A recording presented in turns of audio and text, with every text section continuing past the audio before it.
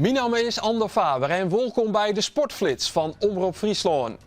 Sportclub Heerenveen begint sneu aan de eerste training van het nieuwe seizoen en het had voortdurend een primeur.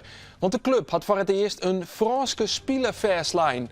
Maxence, Max Rivera is een boetenspeler die het helft van Duinkerken uit de Ligue 2. Nou, ik denk dat hij wel een beetje een kruising is van Sarawi en Seneli. En het bleef net bij Rivera. Er komt nog een onvaller aan. Want ook mijn spits Dylan Vente is de club 4 in een roen.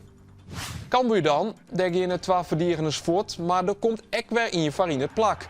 Brian Nieling gaat voor een recordbedrag naar het Italiaanse Modena en Arnau Cassas verliet Cambuur voor Tohense.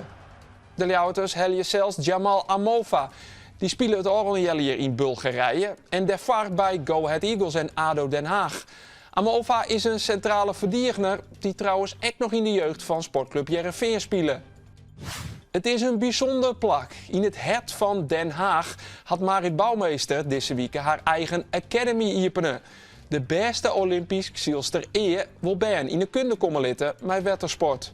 Ja, het is echt super. Dit begon natuurlijk een beetje mooi een droom. En nu is het echt wel werkelijkheid binnen. En als het om de Wattense leidt, blijft het net bij Den Haag. Ze hopen het ook gauw naar Friesland te komen met de Marit Bouwmeester Academy.